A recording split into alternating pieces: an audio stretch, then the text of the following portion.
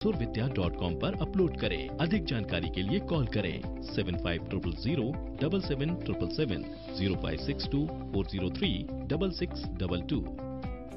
प्रतिभागियों के विशेष अनुरोध पर सुरविद्या में रजिस्ट्रेशन करने की तिथि बढ़ाकर कर दी गई है 15 मार्च। अगर आपने नहीं किया है सुरविद्या में अपना रजिस्ट्रेशन तो जल्दी करें।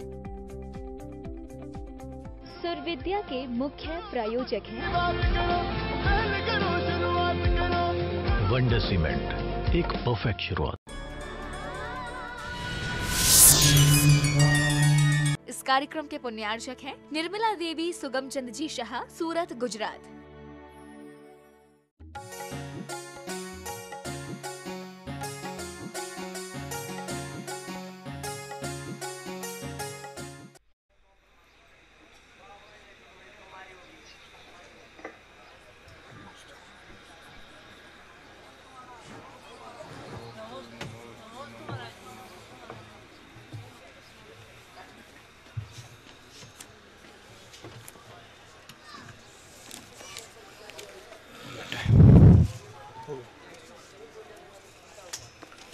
अपराह्निक प्रक्षणा स्वाध्याय विलयाम श्री खाय सदम करो।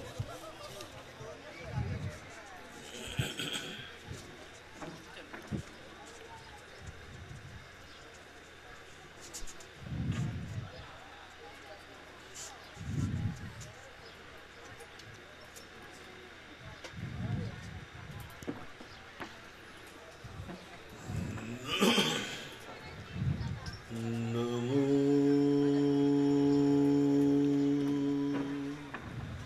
अरिहन्ताणं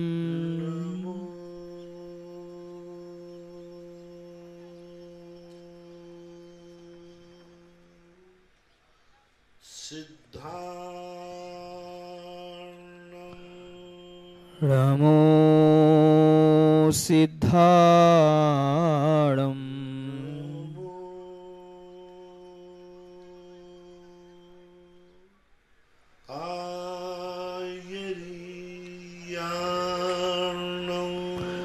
नमो आयरियाळम्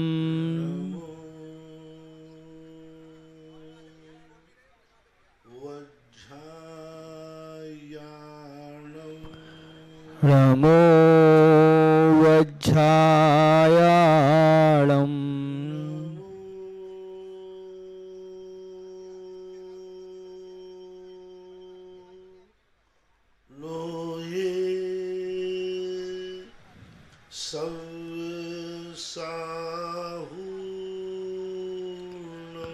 नमो लोये सौसाहूणम्। पंच परमेष्टि भगवान की जय हो। आचार्य श्री गुरुवर कुंद कुंद महाराज की जय हो। आचार्य श्री गुरुवर विद्या सागर महाराज की जय हो। परम पूज्य मुनिवर श्री 108 सुधा सागर जी महाराज की जय हो। मेरठ से विपिन कुमार जैन की जिज्ञासा है, महाराज श्री उत्तर पुराण के 62वें पर्व के अंतर्गत भगवान शांतिनाथ के पूर्व का वर्णन है। उसमें राजा श्री सेन की पर्याय में भोग भूमि का आयुबंध किया, साथ में उनकी रानियों ने तथा एक कार्य करने वाली सत्यभामा ने भी भोग भूमि का आयु का बंध किया। उसके बाद अपने पुत्रों के झगड़ों को देखकर उन्होंने, उनकी पत्नियों ने और सत्यभामा ने विष पुष्प सूंघ कर जान दे दी। महाराज जी, जिज्ञासा है कि जब आयु का बंध हो गया तो आत्मघात की बात किस प्रकार आती है, वह भी एक जीव के साथ नहीं 4 जीव के साथ, क्योंकि आयु बंध के बाद अकाल मरण नहीं होता। कृपया समाधान करें। आयु बंध होने के बाद अकाल मरण तो नहीं होता, लेकिन मरण करने का निमित्त तो नियत नहीं है ना। आयु बंध यदि हो गया है तो उसको पूरी आयु जीना ही पड़ेगी, लेकिन उसका जिस निमित्त से मरण होना है उस निमित्त को तो आयु बंध नहीं टाल सकता ना। जैसे राजा सैनिक का और भी कई ऐसे लोग हैं जिन्होंने आयु बंध कर लिए थे, उसके बावजूद भी उनको ऐसे निमित्त मिटे जिसमें कदली घात हुआ, अकाल मरण हुआ। जैसे आयु बंद होने के बाद किसी का एक्सीडेंट हो सकता है, आयु बंद होने के बाद कोई युद्ध में मारा जा सकता है, आयु बंद होने के बाद कोई भी निमित्त, मौत के लिए तो कोई ना कोई निमित्त तो बनेगा। इसलिए उनका ये मानना चाहिए कि उनके आयु कर्म का अकाल मरण ना मान करके ये मानना चाहिए उस निमित्त से ही उनकी आयु का अवसान होना था, इसलिए ऐसा निमित्त बन जाता है। आरोन से प्रीति जैन की जिज्ञासा है, महाराज श्री, हमने एक शास्त्र में पढ़ा था कि भक्तांबर जी के 52 काव्य होते हैं और हम लोग 48 काव्य मानते हैं, और श्वेतांबर परंपरा में भी 44 काव्य मानते हैं। तो महाराज जी, हम 4 ऐसे कौन से काव्य छोड़ देते हैं, वो ऐसे कौन से 4 काव्य हैं जो वो छोड़ देते हैं? कृपया समझाएं। कभी कभी क्या होता है, कोई चीज को पढ़ने वाला व्यक्ति कुछ अपनी तरफ से छेपक लिख देता है, जैसे आज की भाषा में अपन टिप्पणी कहते हैं, और वो टिप्पणी के कारण से वो कभी आगे जाकर कालांतर में मूल ग्रंथ बन जाती है। काव्य 48 ही है, 52 काव्यों में जो 4 काव्य लिए गए हैं उनमें अर्थ की पुनरावृत्ति है, और वो अर्थ की पुनरावृत्ति करने की कोई जरूरत नहीं, क्योंकि उसके कथन करने वाले काव्य पहले हैं। और जो दूसरी परंपरा में 4 काव्यों को छोड़ा जाता है उनमें 4 प्रातिहार्यों को गौण कर दिया गया, क्योंकि सवस्त्र के साथ वे 4 प्रातिहारों की समष्टि नहीं बैठाल पाते, इसलिए। इंदौर से मुकुटमणि काला इनकी जिज्ञासा है, महाराज जी, जीव के सामान्य एवं विशेष गुण कौन कौन से हैं? जीव के सामान्य गुण तो जो सभी द्रव्यों में पाए जाते हैं 10 सामान्य गुण होते हैं। जैसे चेतना सामान्य गुण में जैसे अस्तित्व, वस्तित्व, द्रव्यत्व, नास्तित्व, अवगाहनत्व, अगुरु लघुत्व, ये जो 10 सामान्य गुण होते हैं, और विशेष गुण होते हैं ज्ञान और दर्शन। ये 2 ही गुण जीव के विशेष हैं, बाकी 10 सामान्य गुण होते हैं। प्रेंडा रोड छत्तीसगढ़ से वेद चंजन पत्रकार ये पूछ रहे हैं, महाराज श्री, महाराज जी, सच्चे देव सास गुरु की पूजन स्तुति करना श्रावक का धर्म है, अन्य सरागी पूजा मिथ्यात्व है, तीर्थंकर भगवंतों के पिता या जन्म देने वाली जननी का पूजन भी निषेध है। किंतु महाराज जी, जिस भूमि से तीर्थंकर भगवानों ने निर्वाण प्राप्त किया है उसके अष्टद्रव्यों से पूजन करना मिथ्या तो नहीं है क्या? महाराज जी, निर्वाण भूमियाँ देवसास गुरु की ही भांति किस श्रेणी में आती हैं? कृपया समाधान। पूजनीय होना अलग चीज है और आदरणीय होना अलग चीज है। भगवान और गुरु पूजनीय होते हैं, माता पिता आदरणीय होते हैं, पूजनीय नहीं होते। भगवान को अर्घ्य देकर के वंदना की जाती है, लेकिन माता पिता को अर्घ्य देकर वंदना नहीं की जाती, चरण स्पर्श किए जाते हैं। रही बात जहाँ पर भगवानों के जन्म अतिशय आदि होते हैं, तो उन स्थानों पर यदि कोई जिनबिंब की स्थिति है तो वह पूजन के योग्य है। यदि कुछ भी वहाँ मंदिर आदि नहीं है तो अकेली भूमि पूजनी कहीं भी नहीं है। ऐसा एक भी स्थान नहीं है जहाँ भगवानों के जन्म हुए हों और वहाँ कोई मंदिर ना हो, फिर भी उस भूमि की पूजा की जा सकती है। मातृभूमि की पूजा तो उसी स्थान की होती है जहाँ से निर्माण को प्राप्त होते हैं। जहाँ से निर्माण को प्राप्त होते हैं उस भूमि की पूजा होती है मूर्ति के बिना भी। शेष कल्याणक जहाँ से भी होते हैं वो उस भूमि की पूजा कदापि किसी भी भारतवर्ष में कहीं नहीं होती। भगवानों के जन्म हुए, दीक्षा हुई, केवल ज्ञान तक हुआ, लेकिन ऐसी कोई भूमि नहीं है जहाँ पर इन 4 कल्याणों की भूमि की पूजा की जाती है ही नहीं। उस भूमि पर यदि जिनालय है तो उस जिनालय की पूजा है, ना कि उस भूमि की पूजा है। इसलिए 4 कल्याणों को वाली भूमि की न भारतवर्ष में अभी कोई पूजा होती है न कोई करते हैं। मात्र निर्माण कल्याणक वाली पूजा होती है जो सर्वमान है, जिसे सिद्ध क्षेत्र कहते हैं। मुजफ्फरनगर से अतिशय जन की जिज्ञासा है, महाराज श्री, आपने कहा कि हम सब कई बार भगवान के समो शरण में गए, तो क्या इसका मतलब है कि हम सब भव्य जीव हैं? कृपया समाधान। निश्चित है, क्योंकि पूज्यवर पूज्यपाद स्वामी ने सर्वार्थ सिद्धि ग्रंथ में स्पष्ट उल्लेख किया कि पंच परावर्तन के अंतर्गत जो व्यक्ति समोषण में भी जाकर के भी अनंतानंत काल तक भटक सकते हैं, तो भव्य तो है ही, पक्का है। अब अभव्य कोई है वो नहीं गया होगा, लेकिन उन अभव्यों की गणना कौन करे? यदि आपको ऐसा संदेह आ रहा है कि मैं कभी समोषण में नहीं गया हूं, तो आप अपने आप को अभव्य माने। मैं तो बहुत बार गया हूं, मैं तो अपने आप को भव्य ही मानता हूं। आप लोगों के ऊपर है कि आप अपने आप को क्या मानते हैं। यदि आप अभव्य मानते हैं तो निर्णय आपके हाथ में। अपने अंतर चेतना से भी कभी कभी आवाज आती है। एक व्यक्ति से कहा कि महाराज जी, इसका कभी भव्य है कि अभव्य? तो वो कोई सदमस्त के ज्ञान का विषय तो है नहीं। मैंने कहा भाई, तेरा कल्याण कभी नहीं होगा। ये सुनते ही वो रो पड़ा। बोले महाराज जी, आपने क्या कह दिया कि मेरा कल्याण कभी नहीं होगा? और मैंने तो ये पूछा था कि भव्य अभव्य की पहचान क्या है, मैं भव्य हूं कि अभव्य हूं? तो मैंने कह दिया तू अभव्य है, तेरा कल्याण कभी नहीं होगा। वो इतने जोर से उसके आंसू गिरे, बहुत जोर से रो पड़ा। महाराज जी, क्या बोल दिया आपने, मेरा कल्याण कभी नहीं होगा? मैंने कहा नहीं, तेरी परीक्षा के लिए बोला था, तेरे आंसू बता रहे हैं तेरा कल्याण जल्दी होगा। एक परीक्षा थी उसकी कहने की, क्योंकि उसका अंतरंग चेतना, जब कोई अपन को ऐसी कोई बात सामने आ जाए तो एक अंदर स्पंदन होता है। वो स्पंदन से हम पता कर लेते हैं कि हमारे भवितव्यता क्या है। एक बहुत अच्छी उदाहरण मिलता है। कर्ण को कोई लोग शूद्र पुत्र कहते थे। दर्शन के अनुसार उसको बहुत बुरा लगता था, बहुत बुरा लगता था। सारथी पुत्र कहना, शूद्र पुत्र कहना उसको बुरा लगता था। अब वो कहता था बाद में कि भाई, जब मैं सारथी के यहाँ पला हूं तो मुझे सारथी पुत्र लोग कहते हैं, तो इसमें बुरा क्यों मानता हूं? वो अपने मन को झकझोरता था, लेकिन उसको फीलिंग होती थी। अब उसको ये पता नहीं था कि मैं सारथी पुत्र नहीं हूं, मैं पांडु पुत्र हूं।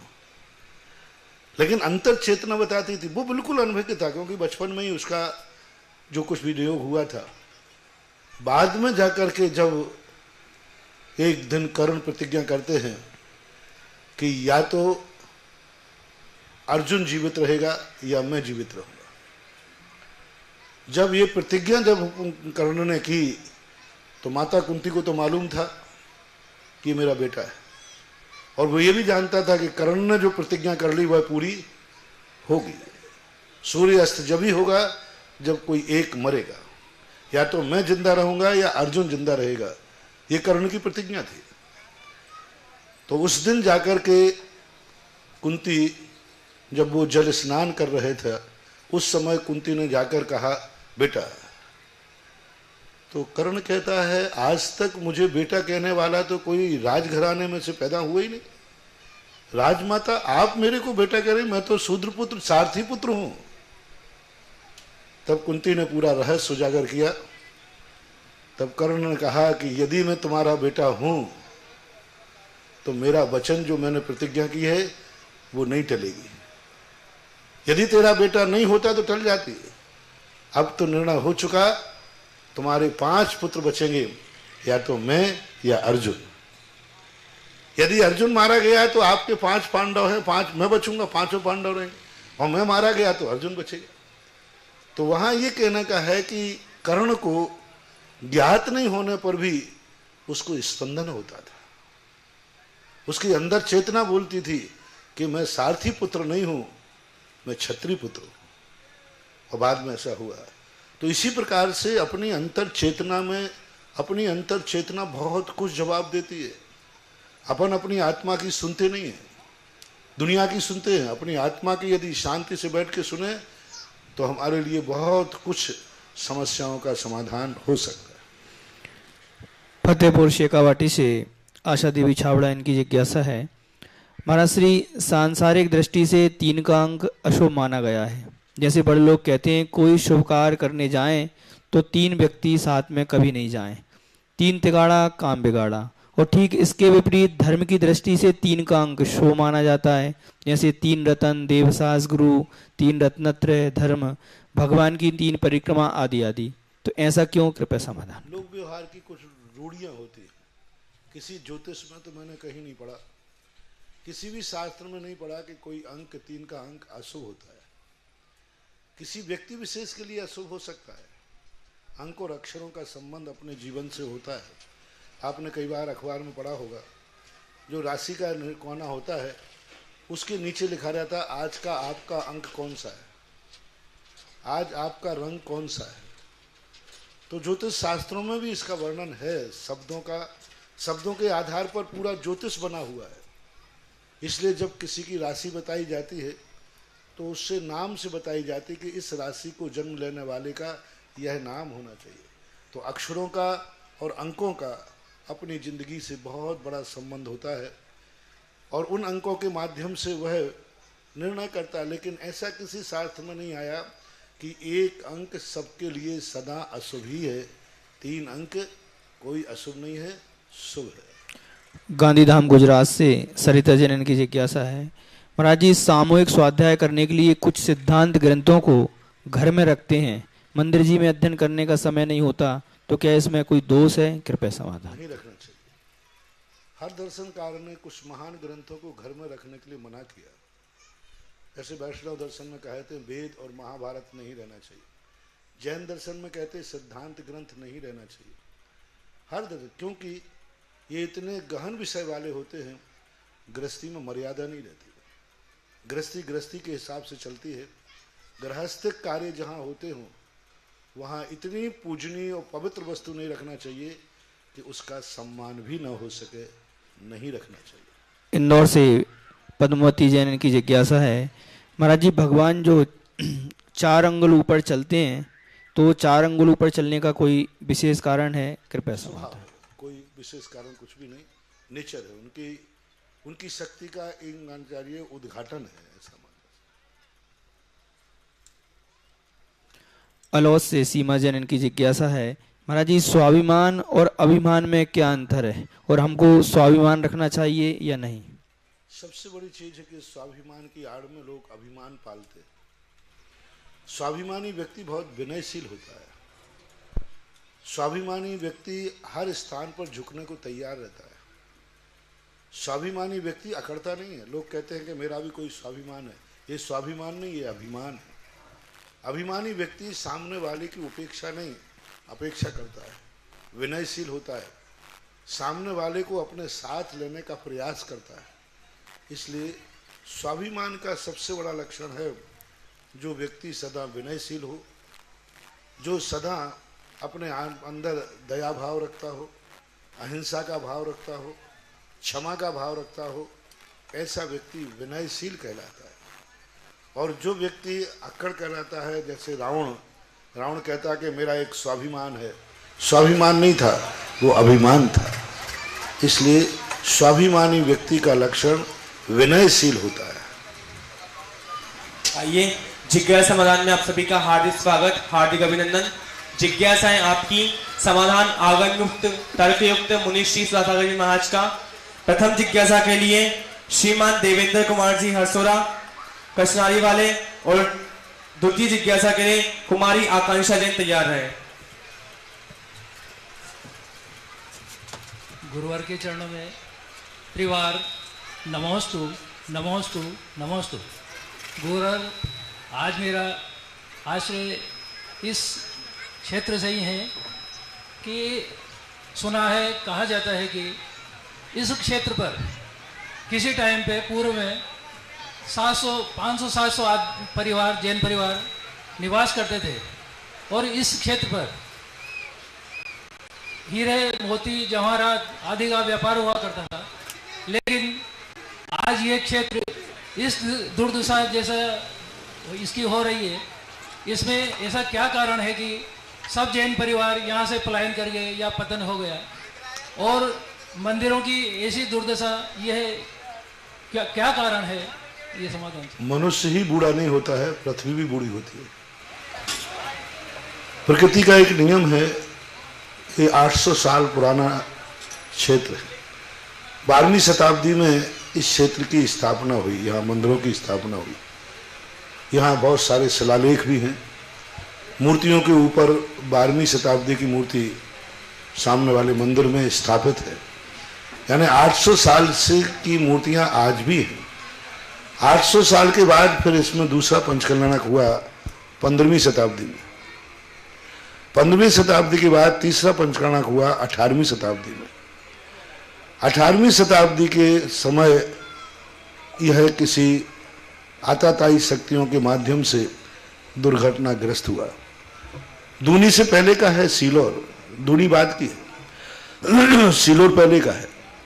सीलोर के बाद दूनी की स्थापना हुई और पहले युद्ध होते थे राजा महाराजाओं के, और राजा महाराजाओं के युद्ध में हार जीत लगी रहती थी, और जो हार जाते थे उनके स्थानों को खंडहर कर दिया जाता। आज यहाँ पर मूर्तियाँ बहुत सारी खंडित पड़ी हुई है। यहाँ जमीन के अंदर भी बहुत सारी खुदाई करने पर आज भी बहुत सारी मूर्तियाँ निकलेंगी और हैं। इसी प्रांगण के अंदर अभी मूर्तियाँ बहुत सारी, खंडहर भी बहुत हैं।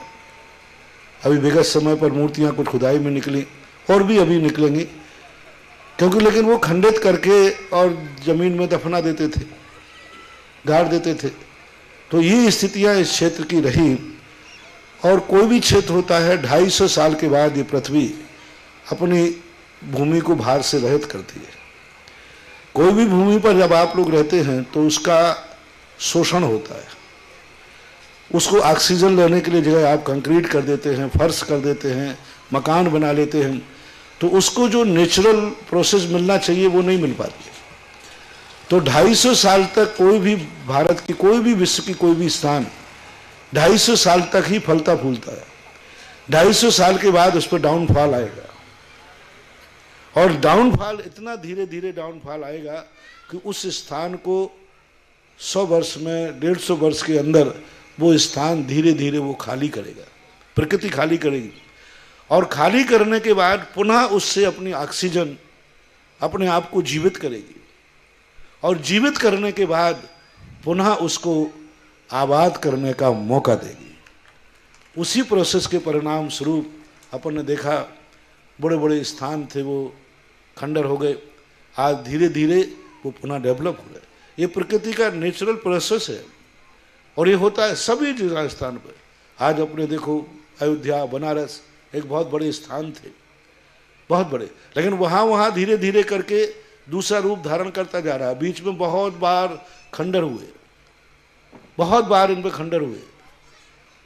अयोध्या का हजारों साल का 65 बार अयोध्या उजाड़ को प्राप्त हुई। जैन दर्शन और वैष्णव दर्शन दोनों दर्शन की आस्था का केंद्र है, बहुत श्रद्धा का केंद्र है, भगवानों के अवतार पुरुषों की जमीन है, लेकिन वो भी अपने आप में परिवर्तन करती रहती है। इसलिए सीलोर का इतिहास एक बहुत बड़ा इतिहास रहा, और जैन दृष्टि से तो सीलोर की एक बहुत बड़ी अमर कहानी रही है। और वर्तमान में इसकी स्थिति बनी तो काल की थपेड़ों से आताताई शक्तियाँ हर समय, देखो अच्छे लोगों को ही लोग बुरे सताते हैं, बुरे लोगों को कौन सताएगा? अच्छे लोगों को ही लोग सताते हैं। परेशान कौन किसको करते हैं? उपसर किस पे आते हैं? संकट किस पे आते हैं? अच्छे आत्माओं पे आते हैं। बुरे आत्माओं पर संकट नहीं आते, क्योंकि उनकी आत्माएं बुरी होती हैं। इसलिए तो सदा से अपना भारत जितने जितने अच्छे स्थान रहे उनको खंडहर किया गया, उनको नाश किया गया, और नाश करके अपनी स्थिति बनती रही। लेकिन बहुत बड़े गर्व की बात है कि कितना भी आताताई शक्तियों ने सत्य को नकारा हो, लेकिन सत्यमेव जयते, सत्य पुनः प्रकट हो जाता है। सत्य को कोई कुचल सकता है, सत्य का नाश नहीं कर सकता। सत्य त्रोहित हो सकता है, सत्य कभी नाश नहीं होता। सत्य की उपेक्षा हो सकती है, सत्य का विनाश नहीं होता। कहीं ना कहीं कितने भी आताताई शक्तियां अपने भारत में आई, आज भारत के अंदर सबसे ज्यादा आताताई शक्तियों ने अत्याचार किए तो उसका नाम है राजस्थान। सबसे ज्यादा युद्ध राजस्थान में हुए, सबसे ज्यादा भारतीय संस्कृति का खंडहर राजस्थान में हुआ, सबसे ज्यादा संहार। उसका प्रतीक है कि आज जितनी भूमियों में से हर साल कहीं ना कहीं मूर्तियां खुदाई में निकलती, उसका मूल कारण था दिल्ली का निकट होना और चित्तौड़गढ़ की उपलब्धि होना। क्योंकि हर राजा चित्तौड़ को अपना प्रेस्टीज पॉइंट बनाता था, और राजस्थान के रणबांकुरे हमेशा से प्रसिद्ध रहे। उस कारण से उन युद्ध की विभीषिकाओं में सीलोर भी चपेट में आया और सीलोर को भी वो दिन देखने लगे। हो सकता है अब वो 250 साल पूरे हो गए हों, इसलिए कुछ अच्छा दिन आने वाला। अब वो तो अपना भविष्य बताएगा, क्या रूप है क्या नहीं है। अब आगे की और क्या कह सकता हूँ। कुमारी आकांक्षा जैन, इनके तत्पश्चात सीमा जी जैन देवपुरा और इनके बाद प्रवीण जी जैन तैयार रहे। नमोस्तु गुरुद्वार। मेरा क्वेश्चन ये है कि महाराज जी 24 तीर्थंकर भगवान की प्रतिमाएं हमें खड्गासन और पद्मासन दोनों अवस्थाओं में मिलती है, लेकिन बाहुबली भगवान की प्रतिमा हमेशा खड्गासन अवस्था में मिलती है, तो क्या वो पद्मासन अवस्था में भी हो सकती है? बाहुबली भगवान जब अपने जीवन काल में मुनि दीक्षा ली, जब तक केवल ज्ञान में वो खुद नहीं बैठे हैं, तो हम भक्त लोग उनको बैठाने के लिए चेष्टा क्यों करें। उन्होंने जिस दिन से दीक्षा ली, उन्होंने केसलंच भी खड़े होकर के ही किए। दीक्षा लेकर के अबाध रूप से 1 वर्ष तक वो खड़े रहे, तो उनकी एक असाधारण विशेषता को हम क्यों परिवर्तित करें। इसलिए आज तक किसी भक्त ने उनकी मूर्ति पद्मासन में नहीं बनाई। महाराज जी एक क्वेश्चन और है, हमेशा अच्छे कार्यों में विघ्न क्यों आते हैं? अभी मैंने बोल दिया कि बुरे कार्यों में विघ्न आना विघ्न ही नहीं कहलाता। यदि कोई व्यक्ति सुसाइड करने जा रहा था तो वो गाड़ी के पास पहुंचा तो गाड़ी लेट आई, इतने में किसी ने पकड़ लिया, तो ये विघ्न माने या अच्छा माने? विघ्न माने या अच्छा माने? उसको विघ्न माने नहीं जाएगा, जिंदगी बच गई। बुरे कार्यों में कभी विघ्न नहीं आता, और बुरे कार्यों में जो विघ्न आता है वो अच्छा माना जाता है। अच्छे कार्यों में ही विघ्न आता। अभी मैंने कहा ना, अच्छे लोगों के लिए और अच्छे आदमियों को विघ्न आते, बुरे आदमियों को विघ्न आते ही नहीं। और बुराइयों में विघ्न आ जाए तो बहुत अच्छी बात है, बुराई खत्म हो जाएगी। इसलिए श्रेयांसी बहु विघ्नानि एक सूत्र है संस्कृत का। अच्छे कार्यों में ही विघ्न आते हैं। हमें उन विघ्नों को समझ करके अच्छे कार्यों से विमुख नहीं होना चाहिए। अच्छा कार्य अच्छा ही रहेगा। अपने यहाँ देर है, अंधेर नहीं है। इनके बाद दीक्षा जैन देवपुरा तैयार रहे। महाराज जी के चरणों में त्रैबार नमोस्तु नमोस्तु नमोस्तु। गुरुदेव, हम प्रतिदिन पूजन करते हैं और पूजन में बोलते हैं, वर कंज कदम्ब कुरंड सुमन सुगंध भरे, मन मोहन मोदक आदि सुंदर सद्य बने, कर्पूर ज्योति जगमगे। लेकिन जल के स्थान पे तो जल चढ़ा दिया जाता है, पर पुष्प के स्थान पर पीले चावल क्यों, नैवेद्य के स्थान पर सफेद चटक क्यों, और दीपक के स्थान पर पीली चटक क्यों? ऐसा क्यों? शास्त्रों में जो लिखा हुआ है, पूज्यवर जिनसेन स्वामी ने प्रतिष्ठा पाठ में उन्होंने लिखा कि केसर से रंगे हुए चावल भी पुष्प संज्ञा को प्राप्त है, और चिटक भी एक नैवेद्य है। तो हमेशा भक्त देखता है कि ऐसी चीज चढ़ाओ जो इसमें हिंसा ना। यदि आप पूजा की बात करते हैं तो फिर हर चीज में आप लोग एक भजन गाते हैं, मुनिराज, चंदन चौकी बिछाए मुतियन के चौक पुराए। तो आप अच्छा भजन गाते हैं। हम लोग जब आपके घरों में चौकों में पहुंचते ना, कि भजन गाते चंदन चौमोती, और वहां देखते हैं तो पलाई की चौकी रहती है, और कहते हैं मुतियन चौक पुराए, और वहां देखते हैं तो रंगोली रहती है। ऐसा झूठा क्यों? तो महाराज जी इसमें मायाचारी का दोष तो नहीं लगता? कदापि नहीं, कदापि नहीं लगता, क्योंकि ये भावनाएं कहलाती है। हमेशा भक्त अपने आराध्य के प्रति भावनाएं बहुत ऊंची भाता है, लेकिन क्रिया में वही कर पाता है जितनी उसकी शक्ति है। वो चाहता है कि हे भगवान, मैं, वो कहते ना, गर जोर मारो चाले हीरा मोतिया सो नजर उतार दो, गर जोर मारो चाले। तो ये भक्त की अंदर की भावना है, लेकिन शक्ति तो उसकी उतनी ही है जितना उसके पास है। प्रवीण जी जैन के बाद में दीक्षा जैन देवपुरा, दमयंती जैन कोटा तैयार रहे। नमोस्तु महाराज, नमोस्तु महाराज, नमोस्तु महाराज।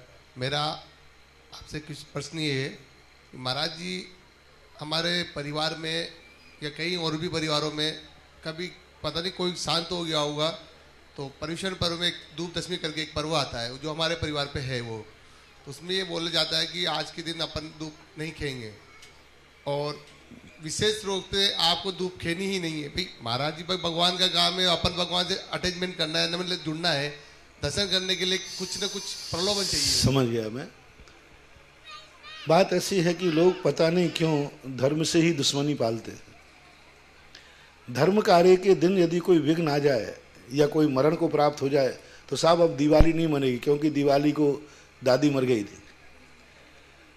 अब बात साहब रक्षाबंधन नहीं मनेगा। मैं पूछता हूं कि ठीक है, यदि आपकी परमराज जी दुख की घटना घट गई, कैसे यदि किसी शादी के दिन कोई मर जाए तो क्या उस घर में उसके बाद फिर शादियां नहीं होती? मुझे शेयर करें, कितने घरों में मान लो शादी की बारात आई और दादी मां मर गई, तो उस दिन उस घर में नियम हो जाना चाहिए आज के बाद कभी शादी नहीं होगी, क्योंकि शादी के दिन वहां तो कमरे में उसको कफन डाल करके फेरे फेर लेते हो, किसी को बताते भी नहीं हो कि भाई मर गई। तो ये सब बहुत बड़ी अज्ञानता है। अरे धर्म कार्य के दिन, धर्म पर्व के दिन यदि किसी का मरण हो जाए तो अभाग्य मानना चाहिए, डबल दिवाली मनाना चाहिए कि हमारा बहुत बड़ी मूर्ता है। रक्षाबंधन के दिन कोई मरे तो अपने आप को अभाग्य मानना चाहिए। धूप दशमी के दिन किसी का मरे, 10 लाख क्षण पर्व के दिन में जिस दिन पर्व हो उस दिन किसी की मौत हुई हो। दिवाली मनाई जा रही है जिस दिन भगवान महावीर ने अपना शरीर छोड़ा, उस दिन मरण मिल जाए। आप लोग तो कुछ भी कहो, मैं तो यही भावना भाता हूं कि भगवान उस पर्व के दिन मेरा मरण हो जिस पर्व में भगवान को निर्माण हो। अभाग्य मानना चाहिए, और भावना जैसी रहती है वैसी होती है। हमारे एक बहुत बड़े राष्ट्र संत हुए विनोबा भावे हमारे देश के, उनका हमेशा एक ही बात थी कि मेरा मरण महावीर स्वामी जैसा हो। संलेखना से वो प्रभावित थे, समाधि से बहुत प्रभावित थे। उन्होंने कहा मरना है तो जैन तरीके से मरो, क्योंकि जैन दर्शन मृत्यु को महोत्सव मानता है। मृत्यु को महोत्सव, मृत्यु आना ही निश्चित है, पर उसको हर्ष के साथ स्वीकार करो। देखो क्या निमित्त मिला, सन लगभग 82 की घटना है। हम लोगों के चतुर्मास एमपी में था। प्रातःकाल दिवाली का निर्माण लाडू चल रहा था। उसी समय तुरंत, उस समय ये टीवी वगैरह तो थे नहीं, ट्रांजिस्टर से सूचना आई कि विनोबा भावे ने ठीक उसी समय शरीर छोड़ा है जिस समय भगवान महावीर को निर्माण हुआ है। आप देखो जिंदगी भर की उनकी साधना थी, और उन्होंने वही संलेखना की। उस समय मिनिस्टर थी प्राइम मिनिस्टर इंदिरा गांधी। उन्होंने उनको बहुत दबाव दिया कि आप दवाई लीजिए, तो विनोबा भावे ने कहा कि मेरे और परमात्मा के बीच में अब संबंध हो चुका है, इसमें दबाव और दवाई की जरूरत नहीं है। तो ऐसे दिनों के लिए आप लोगों को बिल्कुल छोड़ देना चाहिए, और उस दिन आपको डबल धूप खेना चाहिए। इसी रक्षाबंधन से शुरुआत करें, कुछ नहीं होगा, गारंटी मेरी है, मेरा आशीर्वाद। पवित्र कार्य को दिवाली के दिन आप डबल दिवाली मनाइए। एक महावीर स्वामी की और अपने परिवार के मरण हुआ उस दिन, काल मंगल कहलाता है। इनको रूढ़ियों को छोड़ना चाहिए। अन्यथा कई बार में, अच्छा आपका किसी सड़क पर एक्सीडेंट हो जाए, भाई इस सड़क से कभी मत जाना, ये हमें फलती नहीं। गाड़ी में एक्सीडेंट हो जाए तो मकान को, घर वालों को कभी गाड़ी नहीं खरीदना चाहिए। बोले गाड़ी, हमारे यहाँ एक व्यक्ति मर गया था, आज के बाद अपने घर में गाड़ी नहीं आएगी। है ना, संसार के कार्यों में कोई अशुभ नहीं, परमार्थ के कार्यों में सोचना हमारा बहुत छोटा सोच है। महाराज जी एक प्रश्न और मेरा, संसार है, संसारी जीवन है हमारा, और कई बार बीमार भी होते हैं हम लोग, और पता नहीं कौन कौन सी हमको दवाइयाँ लेनी पड़ती है उस संदर्भ में। अब किस प्रकार की दवाई होती है इसके संदर्भ, इसको आपको ज्ञान तो नहीं होता है, और जीवित रहने के लिए हमें वो दवाई भी लेनी पड़ती है। तो महाराज जी के संदर्भ में आपका क्या विचार है? आप मेरा विचार मत सुनो, नहीं तो आप, मेरा विचार तो यही है कि मैं मौत को स्वीकार करता हूं, लेकिन अभक्ष दवाई का सेवन नहीं करता। आप लोगों को आजकल तो मेडिसिन विज्ञान ने हर चीज पर, इसमें क्या चीज है, किससे बनाई गई है, वो सब कुछ लिखा हुआ रहता है। आप उसको देख करके ग्रहण कर सकते हैं, उसका कोई अल्टरनेट भी स्वीकार कर सकते हैं। यदि कोई व्रत पालना चाहता है तो उसको पालने के 1000 तरीके हैं, और कोई बहाना बनाना चाहता है तो बहाने बनाने वाले को कोई रास्ता नहीं होता। नमस्ते महाराज। महाराज जी, जैसे आपने आवाम में जो कढ़ाई नहीं चढ़ती थी तेरस के दिन पे, तो आपने वहाँ पे सब लोगों को नियम दिलाया था कि सब लोग कढ़ाई इत्यादि चढ़ाएंगे। ऐसा ही बूंदी वालों को भी आज आप नियम दिला दीजिए कि रक्षाबंधन पर्व पे किसी की 8 होती है, कोई धनतेरस नहीं मनाता, कोई दिवाली नहीं मनाता, तो आज आप यहाँ पे भी संकल्प करवा दीजिए कि इस साल की दिवाली सभी लोग धूमधाम से मनाएंगे। अब ये सिलोर है, बूंदी नहीं है महाराज जी। वो बूंदी वाली जो सिलोर वाली बूंदी हाँ, मैंने संकेत कर दिया। पर्व आदि के दिन में कोई भी घटना घटने पर पर्व को अभाग्य मानना चाहिए, उसको दुर्भाग्य नहीं मानना चाहिए। कोई भगवान के दर्शन करते हुए मर गया, इससे बड़ा पुण्यात्मा कौन होगा? इससे बड़ा क्या भगवान की कृपा होगी कि उसने भक्त को अपने दरवाजे माथा झुकाते समय उसकी जिंदगी को खत्म कर दिया। इससे बड़ा और क्या पुण्य होगा? अरे सारी दुनिया पापों में मरती है, पाप करते हुए मरती। कोई शराब पीते मरता है, कोई कैंसर से मरता है, कोई दुनिया में मरता है। कम से कम तुम्हारे घर का सदस्य उस समय मरा जिस समय वो भगवान को नमस्कार कर रहा था, वंदना कर रहा था। तो इसमें अवभाग्य होना चाहिए। दीक्षा जैन के बाद दमयंती जैन, फिर संजू जैन तैयार रहे। नमोस्तु नमोस्तु नमोस्तु महाराज जी। महाराज जी, मेरी जिज्ञासा है, जो जैन समाज की महिलाएं होती है उन्हें लाख की चूड़ी पहननी चाहिए या नहीं? अगर नहीं तो अगर जो पहनती उन्हें किस पाप का बंध होता है? देखो, लाख के संबंध में प्रोसेस आप पता करें, बहुत हिंसात्मक तरीके से बनाई जाती है, बहुत जीवों का उसमें संहार होता है। एक बार किसी ने मुझे नेट पर दिखाया था कि किस प्रकार से कीड़ों को उत्पन्न करते हैं और किस प्रकार उनको यातनाओं के साथ मार करके लाख बनती है। ये लाख का प्रयोग कदापि नहीं करना चाहिए, हिंसात्मक है। जो करते हैं उनके जीवन में दुआएं नहीं, उन जीवों की बद्दुआएं होती है। अक्सर कर लाख की चूड़ियाँ पहनने वालों की ज़िंदगी में कहीं ना कहीं आंसू जरूर आता है। मैंने इसका फिर जब मुझे पता चला तो मैंने प्रैक्टिकल किया कि लाख की चूड़ियाँ जिन जिन ने शगुन में पहनी हैं उनका कहीं ना कहीं से अपशकुन हुआ और उनको ज़िंदगी में कहीं ना कहीं ऐसे अभाव से गुजरना पड़ा जहां उनके आंसुओं की धारा अविरल बहाना पड़ी। इसलिए इससे बचना चाहिए। दमयंती जैन कोटा, उनके तत्पश्चात तैयार है संजू जैन। गुरुवर के चरणों में त्रैवार नमोस्तु नमोस्तु नमोस्तु। गुरुवर, जिज्ञासा यह है कि रस जीव 2 प्रकार से हैं, संगी और असंगी, मन रहित और मन सहित। अगर मन रहित जीव कुछ होते हैं, अगर मन रहित जीव एक पर्याय छोड़कर अगली पर्याय धारण करते हैं तो मन रहित होने के कारण वह किस प्रकार पुरुषार्थ करे या फिर क्या निमित्त मिल पाएगा कि वो अच्छी पर्याय धारण कर सकेगा? मन कोई पुरुषार्थ नहीं करता। मन अपनी आँखों के समान है, मन एक कानों के समान है। जैसे अपनी आँख है, अपना कान है, ऐसे ही मन एक हृदय है। 8 पाखुड़ी होती है इसकी। जैसे अपने आँख का कान का शेप है ना, ऐसा हृदय जहाँ अपनी लास्ट सीने की हड्डी होती है वहाँ पर 8 पाखुड़ी वाला एक कमल का आकार होता है, वैसा मन होता है। तो जैसे हम आँख से देखते हैं, आँख नहीं देखती, आँख नहीं देखती, आँख से देखते हैं।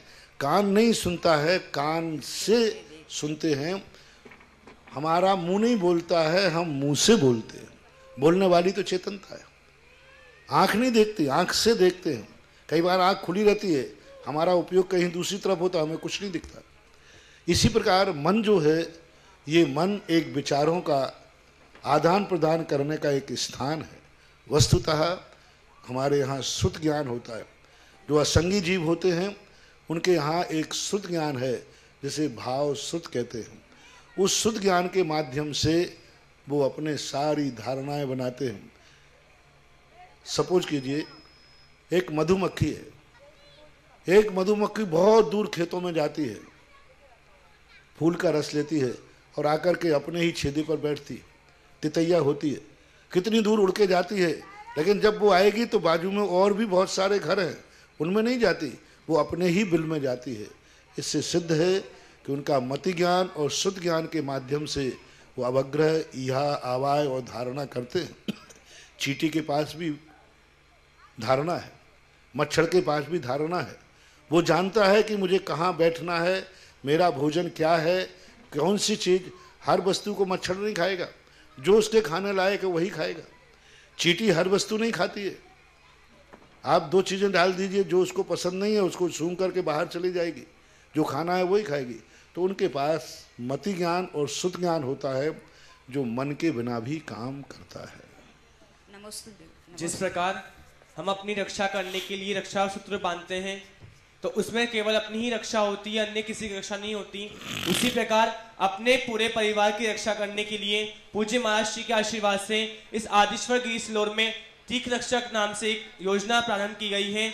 जो भी मान भाव अपना नाम देना चाहते हैं उसकी राशि 1 कलश और 11 श्रीफल रखी गई है। जो भी ऑनलाइन अपना नाम देना चाहे वो अपना नाम दे सकते हैं और यहाँ बैठे मान भाव में जो भी अपना नाम प्रेषित करना चाहे वो हम तक पहुँचाते हैं। जिज्ञासा के लिए संजू जैन, इसके तत्पश्चात सचिन जैन तैयार रहे। नमोस्तु महाराज जी, नमोस्तु महाराज जी, नमोस्तु महाराज। मेरा प्रश्न ये है कि संसार असार होने के बावजूद भी मनुष्य मायाचारी और राग द्वेष क्यों करते हैं? हर तंबाकू सिगरेट के डिब्बे पर लिखा रहता है स्वास्थ्य के लिए हानिकारक, फिर भी लोग क्यों पीते हैं? हर पाउच पर लिखा है तंबाकू चबाना स्वास्थ्य के लिए हानिकारक है, फिर भी पीते हैं। हर व्यक्ति को मालूम है कि शराब हमें नुकसान करती है, विक्षिप्त करती है, परिवार को उजाड़ती है, जिंदगी बर्बाद करती है, क्यों पीते हैं? क्योंकि दुनिया में मूर्खों की और अज्ञानियों की कमी नहीं है। क्योंकि उस मूर्खता और अज्ञानता के कारण व्यक्ति नहीं विचार पाता, व्यसनों में इतना पड़ जाता है कि स्वयं को और स्वयं के परिवार को भी नाश कर देता है। यही एक उसकी सबसे बड़ी कमजोरी है। जानता है, अनजाना नहीं है, और जान करके कर रहा है, इसकी एक प्रकार की विवेकहीनता कहलाती है, अज्ञानता कहलाती है। सचिन जैन के बाद तैयार रहे इंदिरा जैन बूंदी। नमस्ते महाराज जी, मेरी जिज्ञासा है, आजकल हर इंसान दुनिया की भाग दौड़ में लगा हुआ है और हर कोई शांति पाने के लिए कोई शांति धारा करता है, कोई शांति विधान करता है, लेकिन फिर भी किसी के घर में शांति नहीं मिल पाती। हर घर में अशांति रहती है, तो शांति मिलती कहाँ है और कैसे मिलती है? हर व्यक्ति बीमार होने पर दवाई खाता है। सभी एक समान दवाई नहीं खाते, कोई कोई खाता, कोई कोई खाता, कोई खाते खाते मर भी जाता है। दवाई एक तो नहीं खाता ना कोई। सब प्रकार की बीमारियां नाना प्रकार की हैं, दवाइयां नाना प्रकार की हैं। तो कोई किसी डॉक्टर के पास जाता है, कोई किसी दवाई खाता है, लेकिन कई बार दवाई नहीं लगती है। दवाई यदि किसी को नहीं लग रही है, इसका अर्थ लोग दवाई खाना बंद ना कर दें। एक मरीज दवाई खाते खाते मर गया, तो दूसरे ने कहा कि जब दवाई खाते हुए मर सकता है तो आज से मैं दवाई का त्याग करता हूं। तो उसने ये नादानी की है कि अच्छा किया, क्योंकि एक दवाई खाते खाते मर गया था। तो इसी प्रकार होता है कि दवाई खाते खाते भी लोग मर जाते हैं, फिर भी दवाई खाना बंद नहीं करना चाहिए। शांति के उपाय खोजते खोजते भी कई बार शांति नहीं मिल पाती है, फिर भी जो शांति के उपाय हैं वो करना ही चाहिए। किसान खेत में बीज बोता है, कई बार बीज भी नहीं आता, कई बार बीज आकर फसल उजड़ जाती, ओले पड़ जाते। इसका अर्थ है नहीं कि वो खेत में बीज बोना बंद कर दे। 10 बार भी फसल नष्ट हो तो भी जब भी फसल आएगी बीज बोने से ही आएगी। इसी प्रकार जो शांति के उपाय कहे गए हैं उन उपायों को हमेशा शांति के लिए उपयोग किए जाते हैं। अब किसी की किस्मत में नहीं होता है तो उससे मार्ग दूषित नहीं होता है। इंदिरा जैन के तत्पश्चात तैयार हैं जय प्रकाश जी जैन। नमस्ते महाराज जी, नमस्ते महाराज जी, नमस्ते महाराज। मेरा क्वेश्चन है कि यहाँ से कई बार प्रतिमा चोरी हो चुकी है और उसके जाने के बाद भी वापस आ गए और उस गड्ढे में दबा देने के बाद भी वापस आ गए, तो इसका क्या चमत्कार है या अतिशय है? अतिशय तो होता ही है। जिस भूमि में यदि अतिशय नहीं होते तो आज हम और आप यहाँ बैठे नहीं होते। मैंने पहले ही कहा ना, हर वस्तु में कुछ ना कुछ ऐसी शक्ति होती है जो आकर्षित करती है, जो कोई ना कोई वस्तु उससे मैं अपन को प्रभावित करती है। अन्यथा भूमि तो सारे भारत में भरी पड़ी हुई है। तो ऐसा होता है कई बार कुछ मूर्तियों में कुछ ऐसी शक्तियाँ होती हैं जो भक्तों के हाथ में ही जाती हैं, पापियों के हाथ में वो नहीं संभाल पाते। उसका इतना पुण्य नहीं है कि वो उसके माध्यम से अपना स्वार्थ पूरा कर सके। होता है ऐसा। जय प्रकाश जी जैन के बाद तैयार रहे ममता जैन। नमोस्तु गुरुदेव, नमोस्तु गुरुदेव, नमोस्तु गुरुदेव। गुरुदेव, मेरी जिज्ञासा है कि इस भव में मुझे जैन कुल मिला है और हम ऐसे कौन से कर्म करें जिससे हमें अगले भव में भी जैन कुल ही मिले? मरते समय तुम्हारे मन में एक ही भाव आया होगा कि हे भगवान, मुझे कहीं भी जन्म मिले, वहाँ मिले जहाँ जिनेंद्र देव के दर्शन मिले। ऐसा कुल मिले जहाँ पर रात्रि भोजन नहीं होता हो, ऐसा कुल मिले जहाँ अभक्ष सेवन ना होता हो, ऐसा कुल मिले जहाँ गुरुओं का चरण सानिध्य मिलता हो, तो मरते समय जिसकी जो तमन्ना होती है, जाकी रही भावना जैसी सो देखी मूरत तिन तैसी, अंतिम जो भावना होती है तदनुसार कर्म हमारे लिए वैसा निर्णय दे देता है।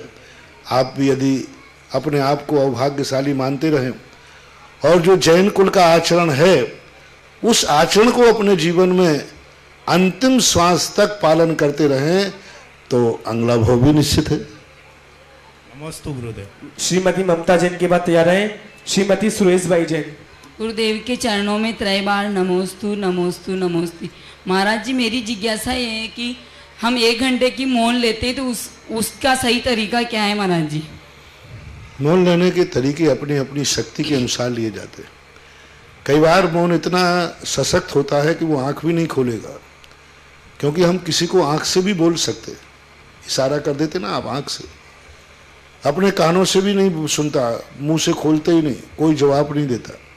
जितनी ऐसी शक्ति हो, कई लोग मौन लेते हैं कि हम वचन नहीं बोलेंगे लेकिन हाथ से इशारा कर सकते हैं। कई लोग नियम लेते हैं कि मौन तो रहूँगा लेकिन लिखकर बता सकते हैं। सही मौन वही है कि सब तरफ से अपने आप को दूसरों से संबंध तोड़कर अपने खुद में लीन हो जाने का नाम वास्तविक मौन होता है। महाराज जी, मेरी एक और जिज्ञासा है, वो मेरी बुआ की है पिलवाड़ा से। महाराज जी, जो 8 साल की उम्र में जो जैन संस्कार दिए जाते हैं, उस टाइम तो महाराज जी हमें कोई ज्ञान नहीं था। अब उनके बच्चे एक 21 साल का है, एक 17 साल का है, तो क्या अभी भी वो जैन संस्कार उनमें दे सकते हैं? क्यों नहीं दे सकते? कैसे दे सकते हैं गुरुदेव? क्योंकि 8 वर्ष अंतर मुहूर्त के बाद व्यक्ति अपनी जिंदगी को समझने के लायक हो जाता है। उस समय उसको सम्यक्त लाभ क्रिया कराई जाती है। यदि सम्यक्त लाभ क्रिया आपने न करते हुए भी जो सम्यक्त के गुण हैं, आचरण हैं, वो तुमने पालन कर लिए हैं, तो क्रिया करने की जरूरत नहीं है।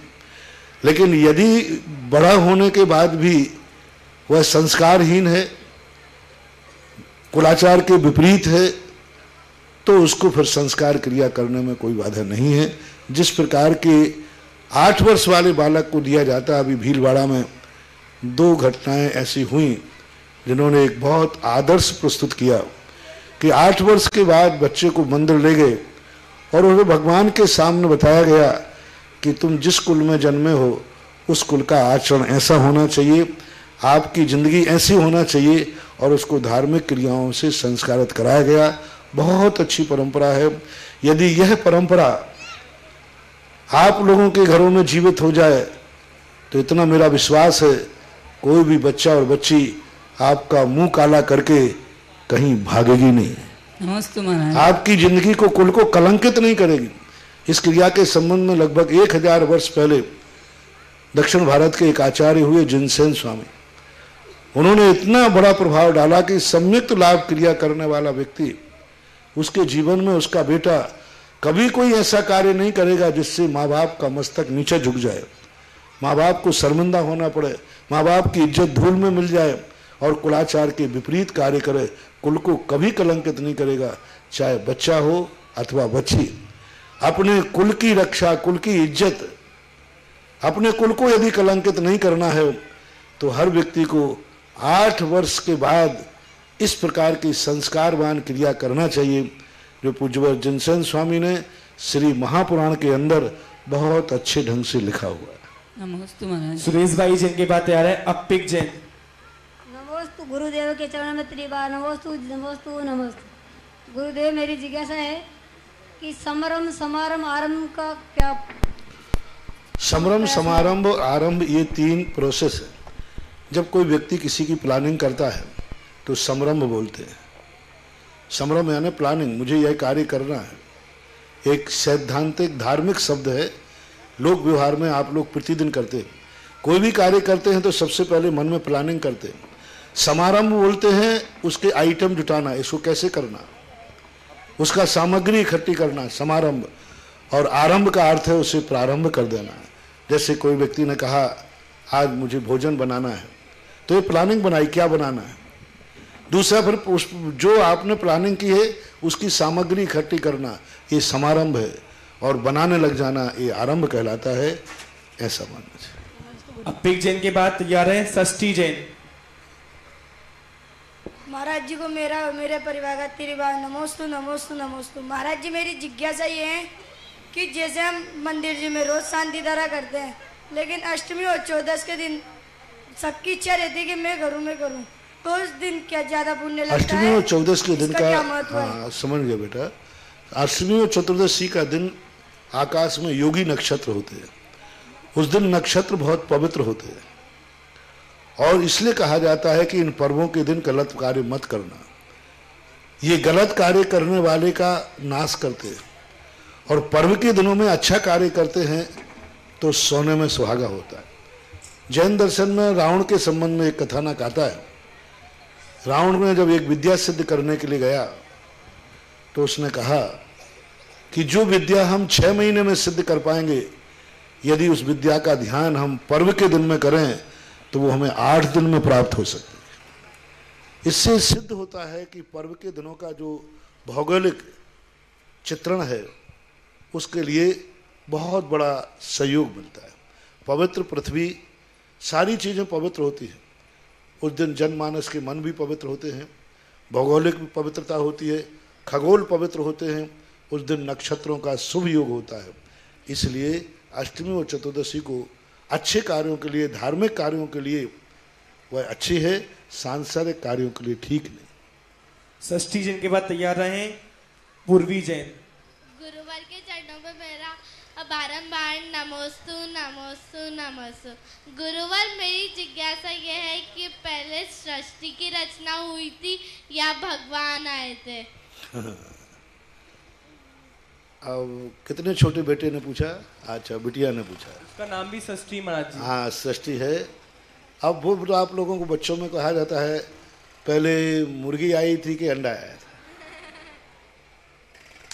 बीज पहले था कि फल पहले था। बीज के बिना फल नहीं, फल के बिना बीज नहीं। माँ बाप पहले आए थे कि बेटा पहले आया था। ये ऐसी प्रक्रिया है जो एक सर्किल के रूप में चलती है, जिसका आदि अंत नहीं होता। ज्योमेट्री जो पढ़ते हो रेखा गणित के अंदर एक वृत्त बनाया जाता है जिसकी परिभाषा होती है जिसका आदि और अंत नहीं। कोई व्यक्ति आपको यदि गोल बना के कागज पर देवे और पूछे इसका आदि अंत कहाँ है, तो जैसे गोल वस्तु का आदि अंत नहीं होता है, इसी प्रकार इस सृष्टि का आदि अंत नहीं। जैसे बीज और फल दोनों एक दूसरे के पूरक हैं, फल के बिना बीज नहीं, बीज के बिना फल नहीं। इसको हमारी सैद्धांतिक भाषा में बोलते हैं अनादि अनंत काल की श्रृंखला, एक सर्कल है। जैसे आप लोग कभी कभी बोलते हैं दुनिया गोल है, गोल है ना, एक सर्कल में है, सारी दुनिया के अंदर चलता रहता है। तैयार रहे अनीता जैन। महाराज जी के चरणों में मेरा त्रिबार नमोस्तु नमोस्तु नमोस्तु। महाराज जी मेरी जिज्ञासा ये है कि नमीनाथ भगवान का चिन्ह नील कमल है और पद्मप्रभु भगवान का चिन्ह लाल कमल, तो भगवान की मूर्तियों में हम उन भगवान की पहचान कैसे करें? दोनों में पद्मप्रभु भगवान का कमल खिला हुआ रहता है और नमीनाथ भगवान का कमल बौड़ी आधा खिला हुआ, थोड़ा कम खिला हुआ रहता है, उसमें डंठल रहता है, तो वो नमीनाथ भगवान माने जाते हैं। और जिसका कमल पूर्ण खिला हुआ रहता है वो पद्मप्रभु माने जाते हैं। जिस किसी को भी अपना तीर्थक्षेत्र में नाम लिखवाना हो, हम यहाँ से कॉन्टेक्ट नंबर बोल रहे हैं, ऑनलाइन से अपना नाम भिजवा सकते हैं 8003103995। ये यहाँ के कार्याध्यक्ष नरेंद्र जी हैं। एक नंबर और है 8829951505। ये सुनील जी जैन यहाँ के मंत्री हैं। जिस किसी को भी अपना नाम लिखवाना हो तीर्थक्षेत्र में, एक श्रीफल, एक कलश ग्यारह श्रीफल की राशि में वो अपना नाम भेज सकते हैं। जिज्ञासा करें श्रीमती अनीता जैन। इनके बाद तैयार है मंजू जी शाह। महाराज श्री के चरणों में मेरे और मेरे परिवार की तरफ से नमोस्तु नमोस्तु नमोस्तु। महाराज श्री मेरी जिज्ञासा ये है कि जैसे हमारा गति का बंध उम्र की 1/3 भाग में हो जाता है, ऐसा कहते हैं, तो हमारी उम्र मान लो 75 की है या 70 की है, तो मान लो 20 साल की उम्र में या 25 साल की उम्र में गति का बंध हो गया और हमने धर्म की लाइन बाद में पकड़ी, तो हमारी गति मतलब बदलेगी या नहीं बदलेगी? गतिबंध और आयुबंध दोनों में अंतर है। गतिबंध निरंतर चलता रहता है हमारे परिणामों के आश्रित। आयुबंध जो होता है वह जिंदगी में 8 बार आता है। सपोज कीजिए किसी व्यक्ति की जिंदगी 60 साल की है तो उसका पहला आयुबंध अगले भव का 40 साल के बाद पड़ेगा। 40 साल के पहले उसके आयुबंध का कोई समय नहीं है। 40 साल के बाद उसको पहला चांस दिया जाएगा अगले भव की आयु का निर्धारण करने का। यदि उस समय वो चूक गया, चूकने का अर्थ जिस परिणाम चाहिए वो नहीं हुआ, तो जो आपकी 20 साल की आयु बची उसके 3 भाग करिए, 2 भाग निकाल दीजिए। समथिंग समथिंग मान लीजिए 14 वर्ष निकाले, 7 × 21, 14 वर्ष निकलने के बाद फिर दूसरा मौका दिया जाएगा। फिर जो आपके पास 7 साल बचे इसके 3 भाग कर लीजिए, 2 भाग निकाल दीजिए, फिर आपको तीसरा मौका दिया जाएगा। ऐसा करते करते करते 8 बार आपको मौका मिलता है। 8वें बार में नियम से आयु का बंध हो जाता है। यदि आयु का बंध आपका हो गया है तो फिर जिस गति में जाने का आयु का बंध होता है उसका कभी परिवर्तन नहीं होता। यदि बाद में आयु बंध के बाद धार्मिक संस्कार आ रहा है तो समझ लेना चाहिए उसने देवायु का बंध किया है, तभी ऐसे भाव उसके नियम के व्रत लेने के होते हैं।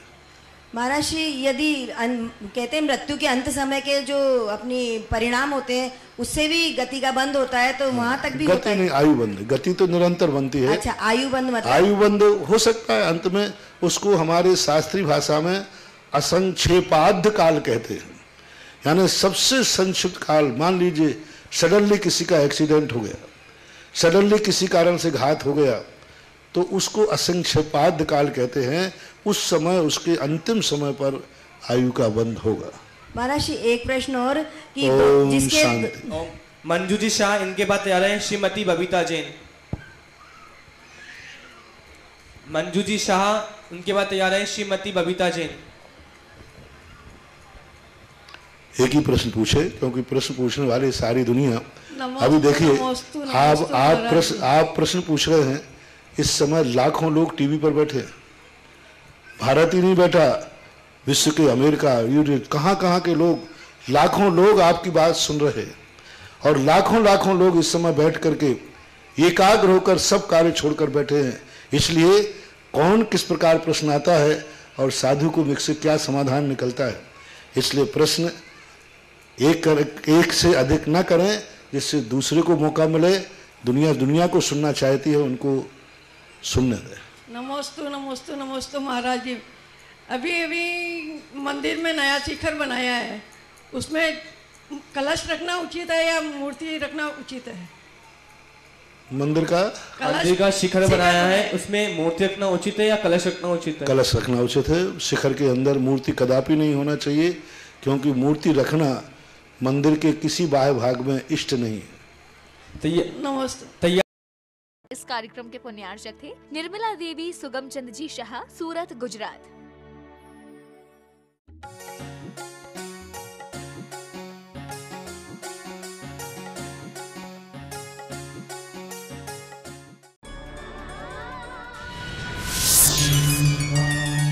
संत शिरोमणि आचार्य श्री विद्यासागर जी महाराज के आशीर्वाद से श्री सिद्ध क्षेत्र सोनागिर जी में अहिंसा मानव कल्याण ट्रस्ट दिल्ली के सौजन्य से शुभारंभ होने जा रहा है आचार्य विद्यासागर चिकित्सालय एवं डायग्नोस्टिक सेंटर का। 4